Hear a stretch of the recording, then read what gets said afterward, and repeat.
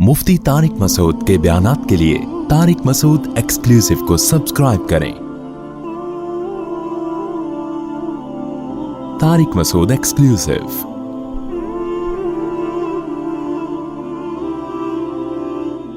आपको मालूम है सूरह कहफ में जो मजमून चल रहा है, मुशरिकीन मक्का की बदमाशियाँ, तकब्बुर वाली बातें, इसी में एक मजमून ये भी आया था कि हम इन गरीबों के साथ नहीं बैठ सकते। तो अल्लाह ताला ने यहाँ मूसा अलैहिस्सलाम और खज़िर अलैहिस्सलाम का वाक़या बयान किया कि देखो, मूसा अलैहिस्सलाम बावजूद इसके कि कलीमुल्लाह थे, अल्लाह के बहुत बड़े पैगंबर और अल्लाह के बहुत महबूब पैगंबर थे, लेकिन अल्लाह ने उनको हुक्म दिया कि अपने से कमतर के पास जाओ, खज़िर अलैहिस्सलाम के पास जाओ, जो मूसा अलैहिस्सलाम से कमतर थे, और वहाँ जाके कुछ चीज़ें देखो, कुछ सीखो। तो हज़रत मूसा अलैहिस्सलाम को ज़रा भी आर नहीं आई, और मूसा अलैहिस्सलाम कैसे खज़िर अलैहिस्सलाम के पास गए हैं जो हज़रत मूसा से कमतर भी थे। फिर मूसा अलैहिस्सलाम ने अल्लाह के हुक्म पे उनको उस्ताद भी बनाया और उनका अदब एहतराम भी किया, जिस अदब एहतराम का भी इंशाअल्लाह हम तज़किरा करेंगे। तो ये अल्लाह के नेक पैगंबर और अल्लाह के महबूब लोगों की आदत होती है कि वो खुदा के हुक्म को फॉलो करते हैं, उनमें किब्र नहीं होता। दूसरी बात ये कि इस रुकू का जो शान नुज़ूल है उससे भी ये मजमून और ज़्यादा वाज़े होता है। सही है, बुखारी में इस रुकू का शान नुज़ूल बयान किया गया है, यानी इसका शान नुज़ूल तो नहीं कह सकते, डिटेल बयान की गई है कि मूसा अलैहिस्सलातु वस्सलाम वाज़ कर रहे थे बनी इसराइल में। तो बनी इसराइल में किसी शख्स ने पूछा कि ए मूसा, इस वक्त ज़मीन में सबसे बड़ा आलिम कौन है, इस वक्त दुनिया में सबसे बड़ा आलिम कौन है? तो मूसा अलैहिस्सलाम ने फरमाया, मैं हूँ। जवाब बिल्कुल दुरुस्त था, जाहिर है पैगंबर से बड़ा तो दुनिया में कोई भी नहीं होता। और यकीनन मूसा अलैहिस्सलाम की नीयत ये थी कि दुनियावी उलूम में नहीं बल्कि दीनी उलूम में, वो उलूम जिनका ताल्लुक़ अल्लाह की रज़ा से है, जिनका ताल्लुक़ शरीयत से है, हलाल व हराम से है, तो उनमें मैं सबसे बड़ा आलिम हूँ। मकसद ये नहीं था कि हर इल्म में मैं सबसे बड़ा आलिम हूँ, लेकिन चूँकि अल्फाज आम थे, अल्फाज में ऐसी कोई सराहत नहीं थी कि मैं दीनी उलूम में तो मैं सबसे बड़ा आलिम हूँ, बाकी उलूम में हो सकता है कोई दूसरा हो। अल्फाज मूसा अलैहिस्सलाम के ऐसे थे जिससे ये लग रहा था कि हर इल्म में आप सबसे आगे हैं। तो अल्लाह ताला ने चाहा कि मूसा अलैहिस्सलाम को तंबीह की जाए कि आप ऐसे अल्फाज इस्तेमाल न करें जिससे ये झलकता हो, जो खिलाफ वाक़े हो, कि हर इल्म में अल्लाह ने आपको सबसे ज़्यादा कमाल दिया है। ऐसा दुनिया में कोई भी नहीं होता कि सब चीज़ें ही उसको सबसे ज़्यादा मालूम हो। कुछ चीज़ें किसी को अल्लाह ने दी हैं, कुछ किसी को दी हैं, कुछ किसी को दी हैं। हाँ, ये बात ज़रूर है कि दीन के इल्म की वैल्यू अल्लाह की नज़र में सबसे ज़्यादा है, लिहाजा वो अल्लाह अपने महबूब बंदों को देता है। जो चीज़ सबसे कीमती होती है, सबसे महबूब लोगों को वो दी जाती है। तो मूसा अलैहिस्सलाम उस वक्त रूए ज़मीन पर अल्लाह को सबसे ज़्यादा महबूब थे, लिहाजा अल्लाह ने दीन का इल्म हज़रत मूसा को सबसे ज़्यादा दिया था। तो जवाब ये होना चाहिए था कि दीन के इल्म के मामले में मैं सबसे ज़्यादा हूँ, और बाकी हो सकता है कोई दूसरा इल्म अल्लाह ने किसी को मुझसे ज़्यादा दे दिया हो। तो एक तो ये तंबीह अल्लाह ने करनी थी। अब तंबीह के दो तरीके होते हैं, एक बता दिया जाए, एक होता है कोई ऐसा अमल करवाया जाए जिससे ज़्यादा अच्छी तरह से तंबीह हो। तो अल्लाह ताला ने मूसा अलैहिस्सलाम को खज़िर अलैहिस्सलाम के पास भेज दिया और बताया कि भाई बहुत से उलूम दुनिया में ऐसे भी हैं जो अल्लाह दूसरों को देता है, वो आपके पास नहीं है, बल्कि आपको तो वो समझ में ही नहीं आएंगे, आप तो उन पर एतराज़ात करना शुरू कर देंगे, तो आप उसकी माहियत और हकीकत तक पहुंच ही नहीं सकते। तो एक तो तंबीह ये थी। दूसरा इसमें यह भी तंबीह थी कि इल्म को अल्लाह की तरफ फेरना चाहिए। जब भी कोई आपसे पूछता है कि सबसे बड़ा आलिम कौन है, तो अगरचे पूछने वाले का मकसद ये था कि आप हैं या नहीं हैं, लेकिन क्योंकि अल्फाज थोड़े से नामुनासिब हैं, अल्फाज ऐसे हैं कि आप यूँ कह देते कि अल्लाह सबसे बड़ा आलिम है, उसके बाद अल्लाह ने मुझे बहुत बड़ा आलिम बनाया, या अल्लाह ने मुझे इल्म दिया है। तो चूंकि जो बड़े लोग होते हैं ना, उनकी मामूली सी गलती भी बड़ी गलती समझी जाती है। आम आदमी के लिए तो ये इतनी बड़ी गलती नहीं, लेकिन मूसा अलैहिस्सलाम का तो बड़ा मकाम था, फिर कौम को के मुरब्बी भी थे, यही चीज़ फिर कौम भी सीखेगी। तो इसलिए मूसा अलैहिस्सलातु वस्सलाम को अल्लाह ताला ने इस छोटी सी बात पे, जो हमारे लिए छोटी है लेकिन अल्लाह के लिए बड़ी थी, मूसा अलैहिस्सलाम को अल्लाह ताला ने तंबीह की। तो इसमें भी तकब्बुर की नफ़ी है कि जब पैगंबर जो है, दिल में यकीनन किब्र नहीं होता, क्योंकि पैगंबर कबीरा सगीरा गुनाहों से पाक होते हैं, और तकब्बुर का दिल में होना ये कबीरा गुनाह है। तो पैगंबरों के दिल में किब्र हो ही नहीं सकता। हदीस में आता है जिसके दिल में ज़र्रा बराबर भी तकब्बुर हुआ, لا يدخل الجنہ من کان فی قلبہ مثقال حبۃ من خردل من کبر، ذرہ برابر بھی تکبر ہوا وہ جنت میں داخل نہیں ہو سکتا۔ تو اس سے صاف پتہ چلتا ہے کہ پیغمبروں کے دل میں ذرہ برابر بھی کبر نہیں ہو سکتا، کیونکہ وہ تو جنتی ہیں۔ تو جب دل میں کبر نہیں ہے، صرف زبان سے متکبرانہ الفاظ کہیں ہیں، وہ اللہ کو پسند نہیں ہے، تو مشرکین مکہ کے تو دل میں بھی کبر تھا اور زبان سے بھی بڑی بڑی باتیں کیا کرتے تھے، تو ان کو اللہ کیسے چھوڑ دے گا؟ تو اس رکوع کا پچھلے مضمون سے یہ ایک ربط ہے۔ اور پھر یہ رکوع نبی صلی اللہ علیہ وسلم کی نبوت کی بھی دلیل ہے کہ جو واقعات اہل کتاب جانتے تھے، نبی صلی اللہ علیہ وسلم نے نہ وہ پڑھے نہ وہ سنے، مگر قرآن نے آپ کو وحی کے ذریعے بتائے اور آپ نے اس کو بہت ہی بہترین انداز میں لوگوں کے سامنے پیش کی۔ اور بھی اس میں بہت سارے اسباق ہیں جو انشاءاللہ ہم اس واقعے کو مکمل ہونے کے بعد انشاءاللہ ہم وہ پڑھیں گے۔ اب ہم آگے رکوع کی طرف چلتے ہیں۔ تو وَإِذْ قَالَ مُوسَىٰ لِفَتَاهُ، ہوا یہ تھا کہ جب موسیٰ علیہ السلام نے یہ کہا کہ سب سے بڑا عالم میں ہوں، تو اللہ تعالیٰ نے موسیٰ علیہ السلام کو حکم دیا کہ ایک جگہ ہے جہاں دو دریا یا دو سمندر آپس میں ملتے ہیں، اور وہیں قریب میرا ایک بندہ ہے جن کا نام حدیث میں آتا ہے خضر علیہ السلام۔ اب یہ خضر علیہ السلام اللہ کے پیغمبر تھے یا نہیں تھے، اس کے بارے میں ہمارے پاس کوئی واضح دلیل نہیں ہے۔ بہت سے حضرات اس طرف گئے کہ یہ اللہ کے ولی تھے، جمہور اسی طرف گئے ہیں پیغمبر نہیں تھے یہ، باقی پیغمبر تھے تو ہمارا ایمان ہے۔ اس کے بارے میں بہرحال ہمیں یقینی طور پر کوئی علم نہیں ہے۔ یہ بات تو اجماع سے ثابت ہے کہ اگر پیغمبر بھی تھے تو حضرت موسیٰ سے ان کا درجہ بلند نہیں تھا، کیونکہ حضرت موسیٰ کی شان جس اہتمام سے قرآن نے بیان کی ہے، وہ اس اہتمام سے اللہ نے کسی دوسرے پیغمبر کو، یعنی خضر علیہ السلام کو اس اہتمام سے اللہ نے بیان نہیں کیا اور کلیم اللہ بنایا، ظاہر ہے۔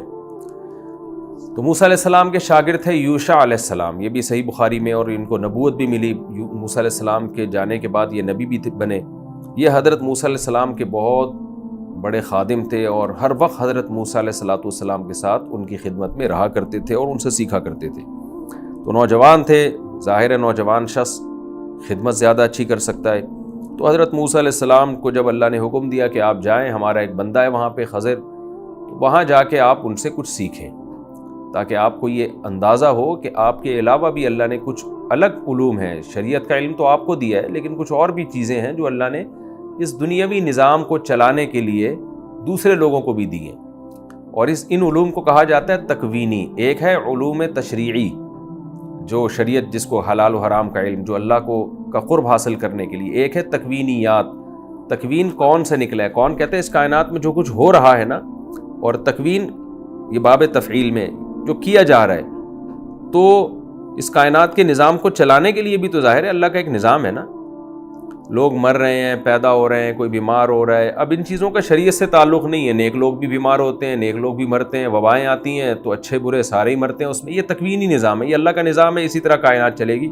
آبادی کو کنٹرول کرنے کے لیے بہت سارے حادثات آنا شروع ہو جاتے ہیں اللہ کی طرف سے، جنگلوں کی حیات کو کنٹرول کرنے کے لیے بہت کچھ ہونے لگتا ہے، تو انسانوں کی آبادی ہو، جانوروں کی آبادی ہو، اور ایک پورا ایک نظام چل رہا ہے اللہ تعالیٰ کا اس کائنات کو چلانے کے لیے، جس کا حلال و حرام سے کوئی تعلق نہیں ہے، نہ کافر اور مسلم سے اس کا تعلق ہے۔ تو ایسے تکوینی امور اللہ تعالیٰ نے اس کے اسباب پیدا کیے ہیں، اور یہ تکوینی کام اللہ فرشتوں سے بھی لیتے ہیں، اور بعض دفعہ یہ تکوینی کام اللہ انسانوں سے بھی لے لیتے ہیں۔ تو اس پورے رکوع کا حاصل یہ، بعض دفعہ کوئی ایسے انسان اللہ نے دنیا میں ان کے ذمہ کام لگا دیے ہوتے ہیں کہ وہ بہت کچھ کر رہے ہوتے ہیں، لیکن اس میں ان کو اختیار نہیں ہوتا، خوب سمجھ لیں۔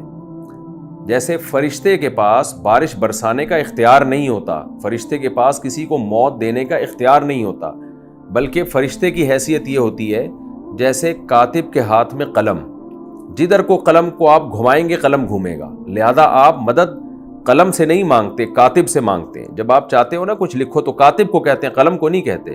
تو ایسے ہی تکوینی کام اللہ فرشتوں سے یا انسانوں سے جب لیتے ہیں تو کام ان سے لیا جاتا ہے، ان کے پاس اختیارات نہیں ہوتے، لہذا ان کاموں کے لیے ان شخصوں کو یا فرشتوں کو نہیں پکارا جائے گا بلکہ اللہ کو پکارا جائے گا۔ اگر آپ نے یہ سمجھ لیا کہ اللہ نے ان کو اختیارات دے دیے اور یہ متفرد ہو گئے ہیں ان اختیارات میں، پھر یہ شرک ہے۔ تو موسیٰ علیہ السلام کو اپنے یعنی خادم یوشع علیہ السلام کو لے کے نکلے، اچھا یہ بھی ذہن میں رکھیے کہ اس طرح کے علوم اللہ نے جو تکوینی علوم جنہیں کہا جاتا ہے کسی کو دیے ہوں تو وہ علماء سے ان کی فضیلت بڑھنی جاتی ہے. جیسے خضر علیہ السلام کے پاس کچھ ایسے علوم تھے جو موسیٰ علیہ السلام کے پاس نہیں تھے. وہ علوم کیا تھے کہ اللہ وحی کے ذریعے بہت سی چیزیں الہام کے ذریعے ان کو بتا دیا کرتا تھا. تو لیکن اس سے ان کا درجہ حضرت موسیٰ سے نہیں بڑھ گیا، کیونکہ شریعت میں جو دین کا علم ہے نا اس کی بیس پہ جو فضیلت حاصل ہوتی ہے وہ کسی اور علم کی بیس پہ نہیں ہوتی. اس لیے انبیاء اور علماء کا مقام اللہ تعالیٰ نے بہرحال زیادہ رکھا ہے. وَإِذْ قَالَ مُوسَىٰ لِفَتَاهُ، یہ میں اس لیے ڈیٹیل بیان کر رہا ہوں کہ آج لوگ جو ہے نا یہ کرامتوں اور اس طرح کی چیزوں کو ایسا سمجھنے لگتے ہیں کسی سے یہ صادر ہو رہی ہوں کہ اس کو علماء سے بھی زیادہ افضل سمجھنا شروع کر دیتے ہیں اور اس سے دعائیں منگوانا شروع کر دیتے ہیں. یہ غلط ہے. جو شریعت کا علم جانتے ہیں اور اس پر عمل کرتے ہیں سب سے زیادہ مقام اللہ کی نظر میں ان لوگوں کا ہے. وَإِذْ قَالَ مُوسَىٰ، اور یاد کرو اس وقت کو جب کہا موسیٰ نے لِفَتَاهُ اپنے نوجوان یوشع سے، لا ابرح میں مسلسل چلوں گا، حتی ابلغ مجمع البحرین یہاں تک کہ میں دو سمندروں کے کنارے، دو سمندروں کے ملنے کی جگہ پہنچ جاؤں، او امضی حقبا یا میں مسلسل چلتا رہوں، یعنی جب تک وہ جگہ نہیں آئے گی تو میں چلتا ہی رہوں گا. اچھا ہوا یہ تھا، احادیث میں یہ مضمون بہت، یہ واقعہ بڑی تفصیل سے آیا ہے کہ اللہ تعالیٰ نے موسیٰ علیہ السلام سے یہ فرمایا تھا کہ مجمع البحرین جب آپ پہنچیں گے تو ظاہر ہے عین وہ لوکیشن نہیں، بلکہ جب ہم کسی کو ایڈریس بتاتے ہیں نا کہ اس جگہ آپ پہنچیں گے تو پھر یہ واقعہ ہوگا تو وہی لوکیشن ہے، تو اس جگہ کے قریب کا ایریا بھی مراد ہو سکتا ہے.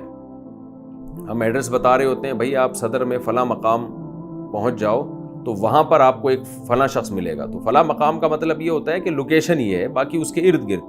تو موسیٰ علیہ السلام کو بھی اللہ نے بتایا تھا کہ مجمع البحرین آپ پہنچیں گے تو کیا ہوگا کہ ایک جگہ آئے گی جہاں یہ جو مچھلی ہے نا، ایک مردہ مچھلی آپ اپنے ساتھ لے جائیں تو ایک معجزہ ظاہر ہوگا، یہ مچھلی زندہ ہو کے سمندر میں گھس جائے گی، پانی میں گھس جائے گی. تو جہاں آپ یہ معجزہ دیکھیں نا، محیر العقل ایک واقعہ دیکھیں کہ جو مردہ مچھلی آپ اپنے ساتھ لے کر گئے تھے وہ زندہ ہو کے پانی میں گھس گئی، تو سمجھ لیں گے یہی وہ مقام ہے جہاں آپ کو میں نے بھیجا ہے. تو موسیٰ علیہ السلام چلتے رہے، مجمع البحرین بھی آ گیا تو لیکن موسیٰ علیہ السلام نے دیکھا کہ نہ مچھلی زندہ ہوئی نہ پانی میں گئی. تو حضرت موسیٰ علیہ السلام وہاں آرام کرنے کے لیے لیٹ گئے. ایک چٹان سے ٹیک لگائی، موسیٰ علیہ السلام بھی اور یوشع علیہ السلام بھی دونوں آرام کرنے کے لیے لیٹ گئے اور سو گئے. اب ہوا یہ کہ جب یہ دونوں حضرات سو رہے تھے، فَاتَّخَذَ سَبِيلَهُ فِي الْبَحْرِ، اچھا فَلَمَّا بَلَغَا مَجْمَعَ بَيْنِهِمَا، جب یہ دونوں ان دونوں سمندروں کے ملنے کی جگہ پہنچے، نَسِيَا حُوتَهُمَا، تو یہ دونوں مچھلی بھول گئے رکھ کے نا کہ ہم نے اس مچھلی پہ نظر رکھنی ہے کہ یہ مچھلی زندہ ہو کے پانی میں جاتی ہے کہ نہیں جاتی، تو وہ یہ بھول گئے یہ بات کیونکہ تھکاوٹ بہت تھی. فَاتَّخَذَ سَبِيلَهُ فِي الْبَحْرِ سَرَبًا، مچھلی نے کیا کیا ہے کہ وہ زندہ ہوئی اور سمندر میں سرنگ بنا کے چلی گئی. فَلَمَّا جَاوَزَا، اب دونوں اٹھے، دونوں کو یاد ہی نہیں رہا کہ مچھلی دیکھیں کہاں گئی مچھلی. وہ جب دونوں اٹھے اور جاوزا دونوں چل پڑے، قَالَ لِفَتَاهُ، تو آگے جب گئے ہیں یعنی ان کو خیال ہی نہیں رہا کہ بھئی یہاں سے مچھلی زندہ ہو کے پانی میں چلی گئی ہے اور مجمع البحرین پہنچ چکے تھے. یہ اندازہ تھا کہ قریب ہی ہے کہیں وہ، لیکن انہوں نے سوچا کہ چلو ہم آگے چل کے دیکھتے ہیں. آگے جب گئے ہیں تو موسیٰ علیہ السلام کو سخت تھکاوٹ محسوس ہوئی اور شدید بھوک لگی. تو آپ نے اپنے نوجوان سے کہا، آتینا غداءنا، لے آؤ بھائی کھانا لے آؤ. لقد لقینا من سفرنا ھذا نصبا، تحقیق ہم اس سفر میں بہت شدید تھکاوٹ کو پہنچے ہیں، بہت شدید مجھے تھکاوٹ ہوئی ہے، کھانا لے آؤ. اب کھانے سے آپ کے جو نوجوان تھے نا خادم یوشع علیہ السلام، ان کو مچھلی یاد آ گئی. جیسے ہی کھانے کا تذکرہ کیا موسیٰ علیہ السلام نے، تو ظاہر ہے کھانے کے بعد انسان کو کھانے پینے کی چیزیں یاد آتی ہیں، تو مچھلی تو انسان کی بڑی مرغوب غذا ہے. فوراً ان کو یاد آ گیا بھائی وہ مچھلی کہاں گئی. قال ارأیت، تو فوراً انہوں نے کہا، ارے بھائی میں آپ کو ایک بات بتاؤں، آپ نے دیکھا نہیں، اذ اوینا الی الصخرۃ، جب ہم نے چٹان کی طرف ٹیک لگائی تھی، فإنی نسیت الحوت، تو وہاں میں مچھلی بھول گیا ہوں. ہم جب جس مقام پہ ہم چٹان پہ ٹیک لگا کے بیٹھے تھے یا سوئے تھے تو میں مچھلی بھول گیا وہاں پہ. وما انسانی الا الشیطان ان اذکرا، اور مجھے نہیں بھلایا مگر شیطان نے کہ میں اس کو یاد رکھوں، میرا قصور نہیں ہے بھائی، میرے تو دماغ سے بالکل ہی نکل گیا.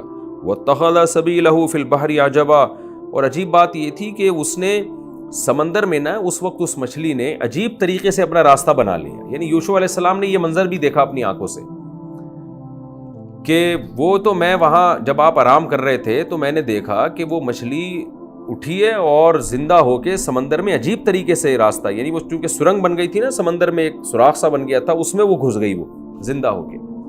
یہاں ایک سوال پیدا ہوتا ہے کہ اتنا عجیب واقعہ یوشع علیہ السلام بھول کیسے گئے؟ اور پھر موسیٰ علیہ السلام کا بھولنا تو چلے سمجھ میں آتا ہے, انہوں نے تو وہ منظر نہیں دیکھا نا کہ مچھلی کا زندہ ہو کے پانی میں جانا, وہ منظر دیکھا ہی نہیں.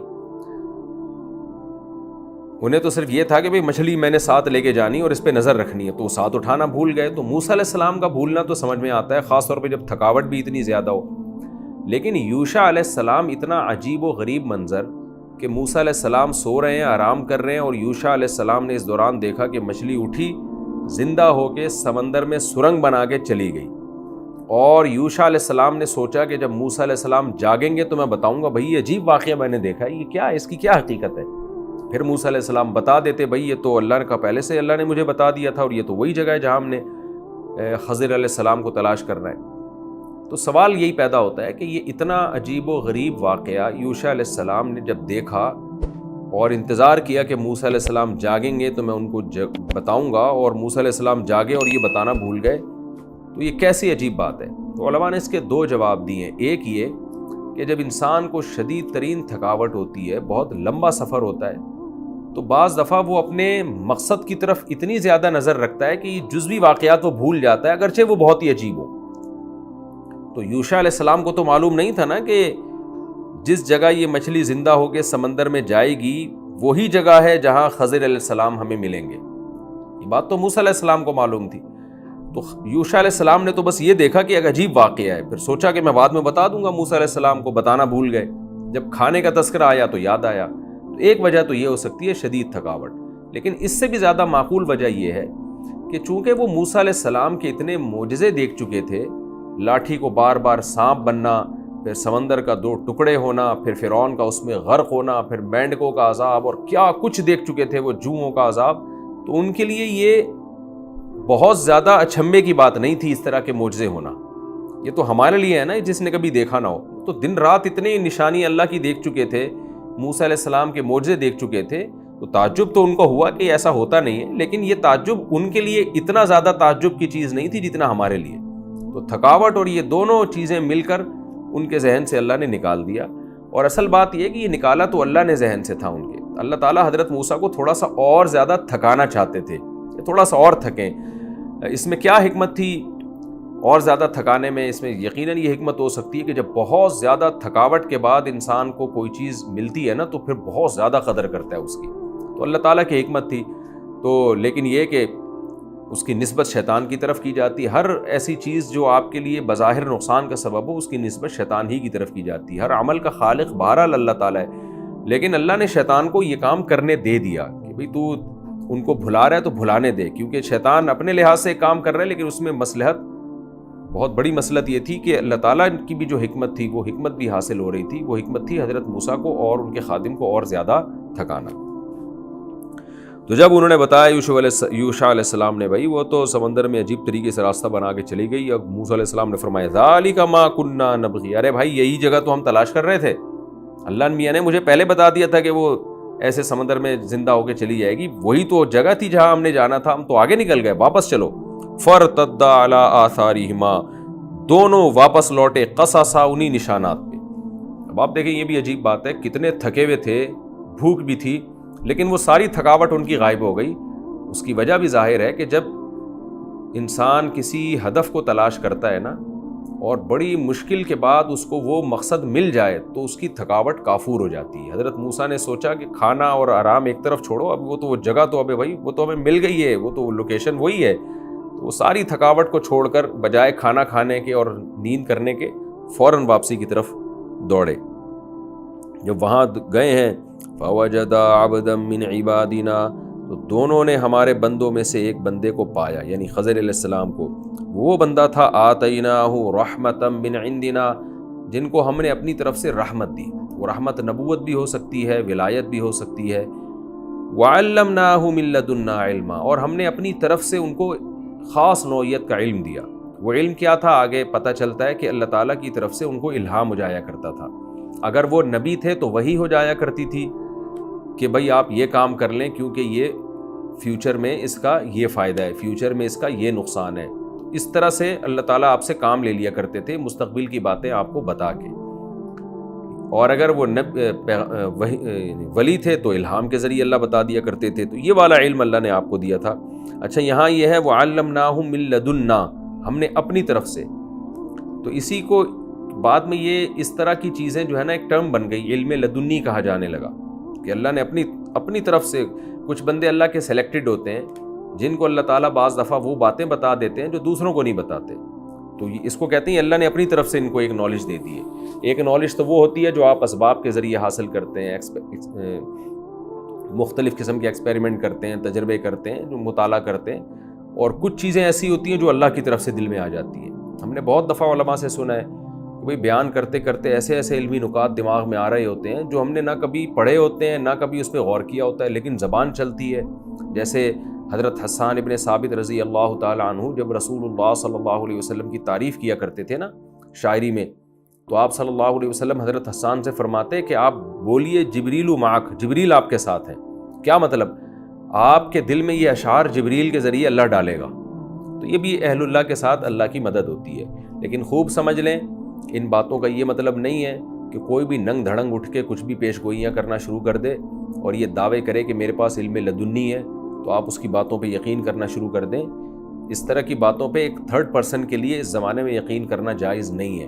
وجہ اس کی ہے کہ اس میں گمراہی کا دروازہ آج کل بہت زیادہ کھل جاتا ہے۔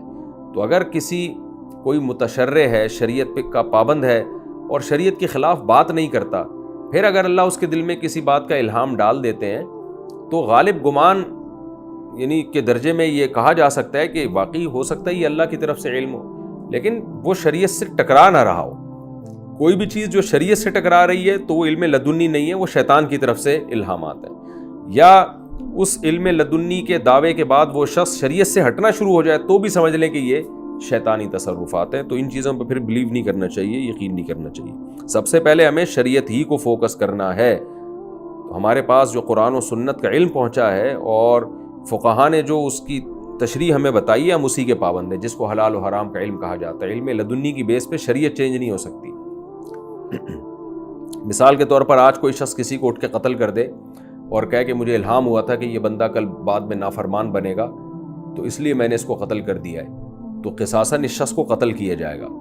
دلیل میں یہ کہے کہ خضر علیہ السلام نے بھی تو بندہ مار دیا تھا اور اللہ نے ان کو بتا دیا تھا کہ یہ اپنے ماں باپ کا نافرمان بنے گا، تو یہ دلیل ٹھیک نہیں ہوگی، اس لیے کہ خضر علیہ السلام نے اللہ کے حکم سے مارا تھا اور اس پر ہمارے پاس نص موجود ہے۔ آپ کو اللہ نے واقعی حکم دیا بھی ہے کہ نہیں دیا یہ تو آپ کہہ رہے ہو، ہمارے پاس تو کوئی دلیل نہیں ہے، تو لہذا ایسے شخص کو قصاصاً قتل کیا جائے گا۔ تو شریعت کا کہ جو قصاص کے حکام ہیں یا جتنے بھی حکام ہیں وہ چینج نہیں ہو سکتے، اب وہ قیامت تک کے لیے وہ منضبط ہو چکے ہیں، ان میں ذرا برابر بھی کسی کے علم لدنی کی بیس پہ تبدیلی نہیں ہو سکتی۔ آگے قرآن کہتا ہے وَعَلَّمْنَاهُ مِن لَّدُنَّا عِلْمًا قَالَ لَهُ مُوسَىٰ، تو موسیٰ علیہ السلام نے ان سے فرمایا هَلْ أَتَّبِعُكَ، کیا میں آپ کو فالو کر سکتا ہوں عَلَىٰ أَن تُعَلِّمَنِي مِمَّا عُلِّمْتَ رُشْدًا، اللہ نے آپ کو جو رشد کی باتیں، اچھی باتیں بتائی ہیں، سیدھی باتیں بتائی ہیں، کیا وہ آپ مجھے بتائیں گے تو اس پہ میں آپ کو فالو کر سکتا ہوں؟ قال، حضرت خضر نے فرمایا إِنَّكَ لَن تَسْتَطِيعَ مَعِيَ صَبْرًا، آپ میرے ساتھ ہرگز صبر ہی نہیں کر سکتے۔ وَكَيْفَ تَصْبِرُ عَلَىٰ مَا لَمْ تُحِطْ بِهِ خُبْرًا، اور بھلا آپ ایسی بات پہ کیسے صبر کر سکتے ہیں جس کی خبر کا آپ احاطہ ہی نہیں کیا آپ نے، جس کی ڈیپتھ میں آپ جا ہی نہیں سکتے، جس کی حقیقت آپ کو پوری طرح معلوم ہی نہیں ہے۔ حضرت خضر علیہ السلام نے یہ اس لیے بھی کہا کہ وہ جانتے تھے کہ یہ موسیٰ علیہ السلام ہے، موسیٰ کلیم اللہ ہے، تو یہ شریعت پر عمل کرتے ہیں، تو شریعت کے لحاظ سے جو ناجائز ہوگا یہ صبر نہیں کریں گے۔ بہرحال میں رکوع کے آخر میں اس کے خلاصے کے طور پر اس کے علمی نکات پیش کروں گا، ابھی میں اس کو وقت کم ہے تو مکمل کر دوں۔ قال ستجدنی ان شاء اللہ صابرا، موسیٰ علیہ السلام نے فرمایا عن قریب آپ مجھے انشاءاللہ صبر کرنے والا پائیں گے اور میں آپ کا کسی معاملے میں آپ کی نافرمانی نہیں کروں گا۔ یہ ایگریمنٹ کر لیا۔